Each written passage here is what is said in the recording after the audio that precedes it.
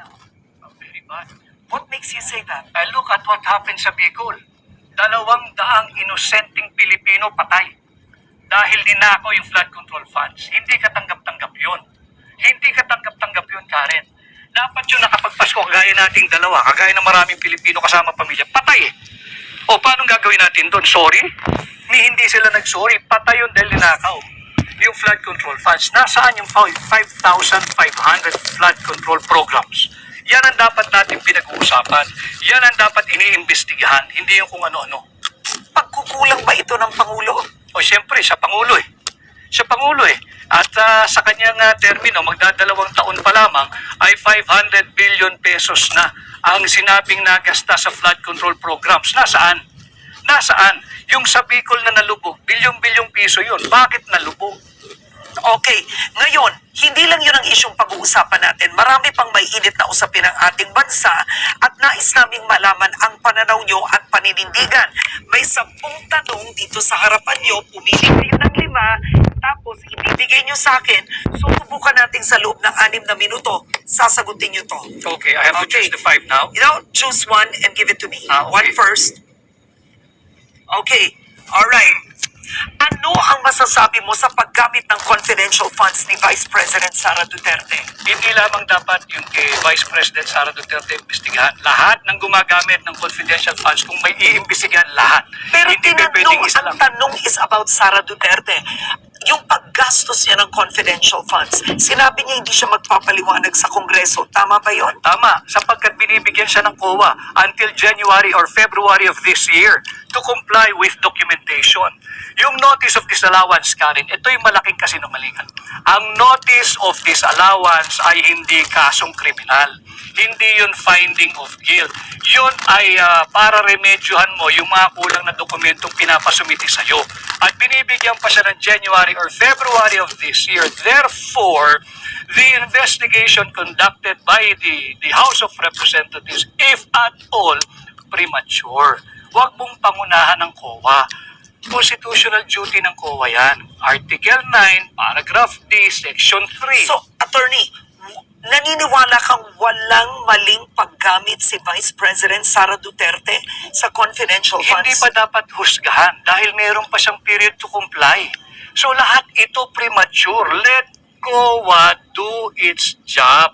Huwag pakialaman ng Kongreso yung trabaho ng COA because it is not the core function of Congress to do the function of COA. Okay, next. Okay, next question. Pabor ka ba na gawing legal ang divorce sa Pilipinas? Hindi ako komportable dyan sa pagpapalegal ng gagawing legal ang O divorce. bakit? Ayaw mo yung salitang divorce? Sapagkat nandyan na yung annulment at yung legal separation. At sa tingin ko, sapat na yan. At again, on constitutional ground, mahirap namang basta lang tayong susuong sa divorce bill dahil malinaw na kinikilala ng ating saligang batas, Article 2, Section 12 of the Constitution. Pinapalakas kinikilala ang pagiging sagrado ng pamilya.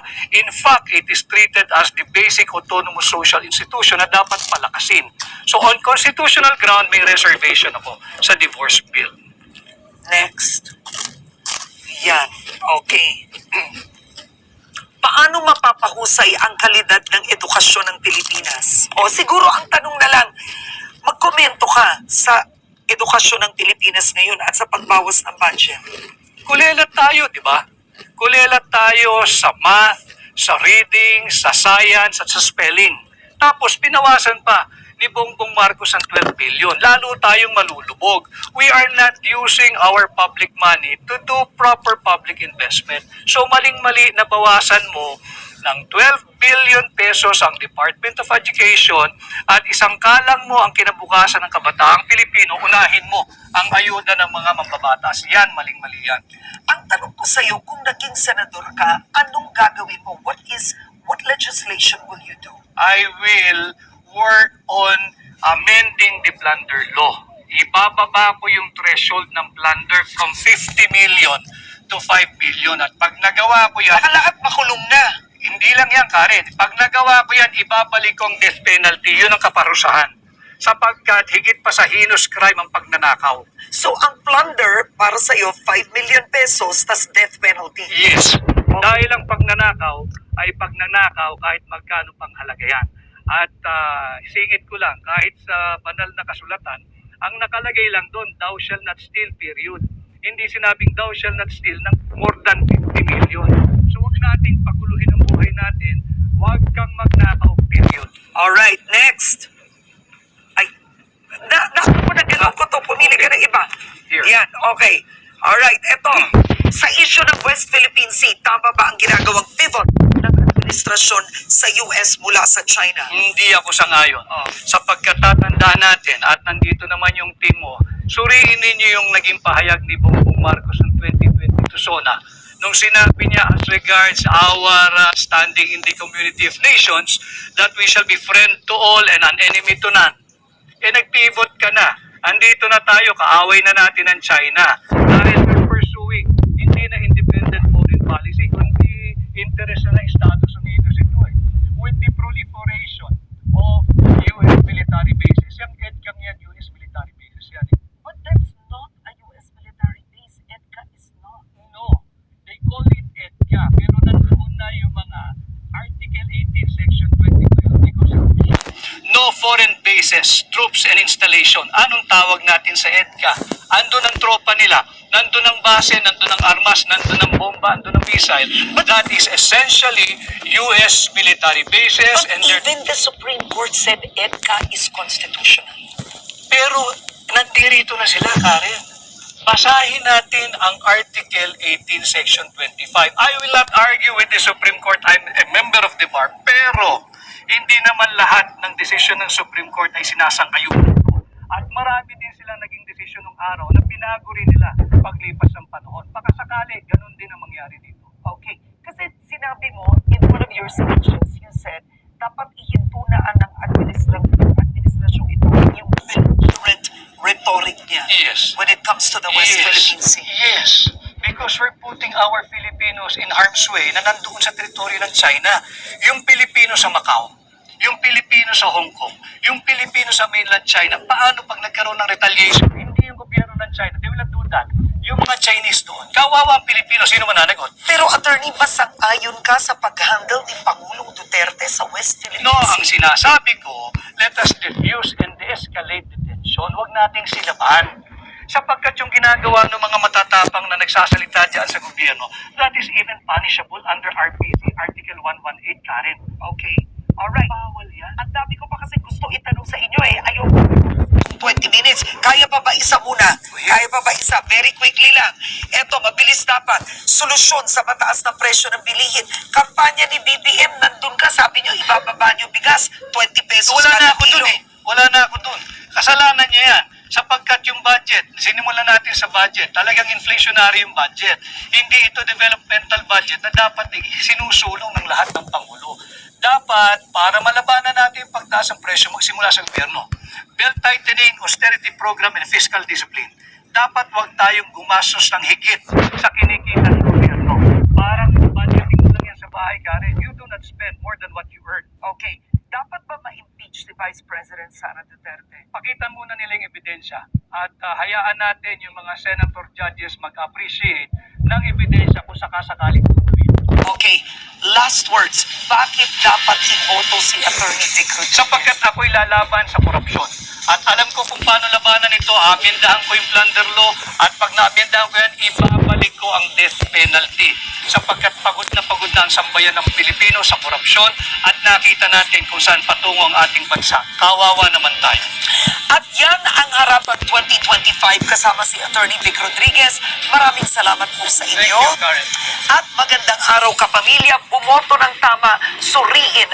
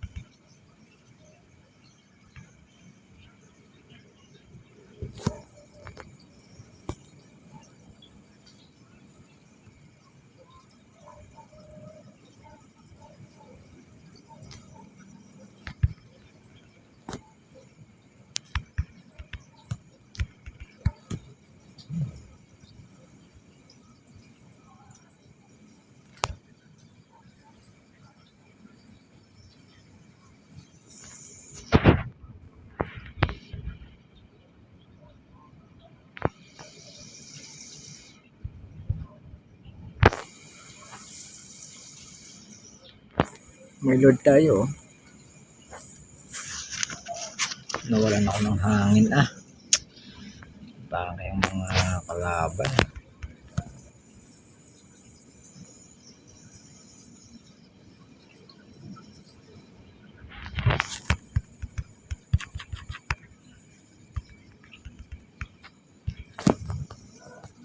Ay, buwisit. Hindi ko nakatalon.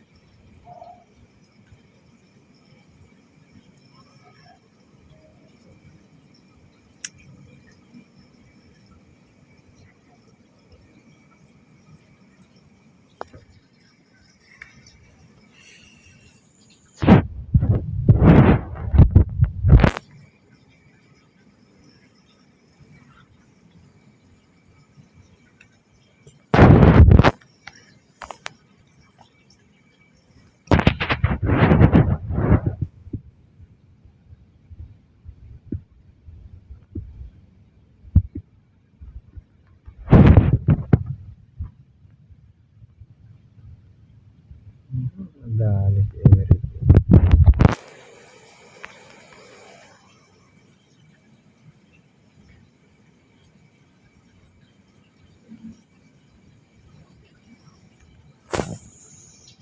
Pinilit naman ni Tamos.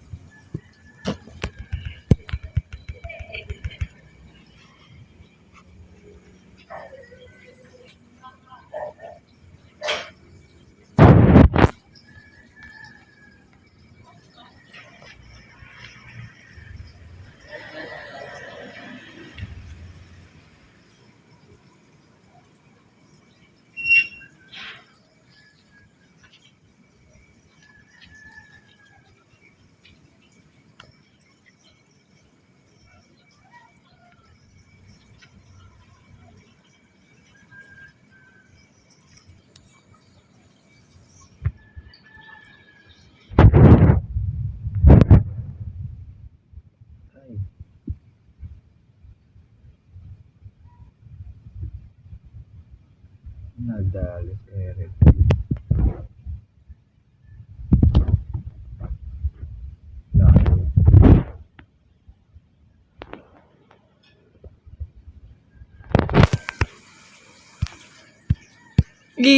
Ang bagal naman mag-agis na. Nakteting naman yun.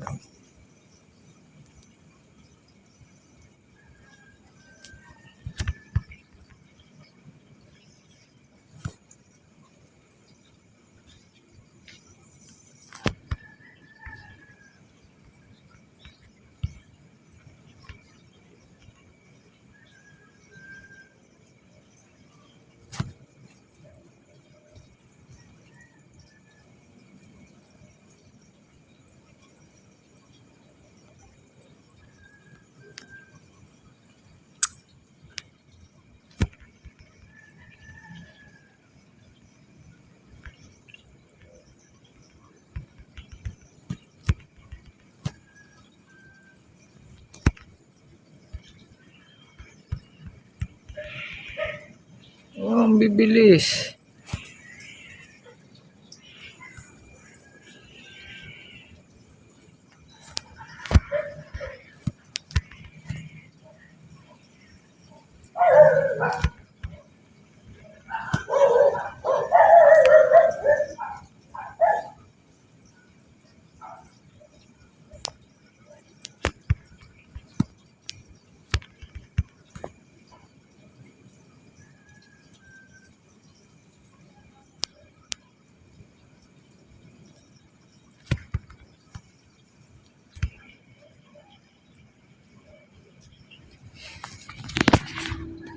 Nalo.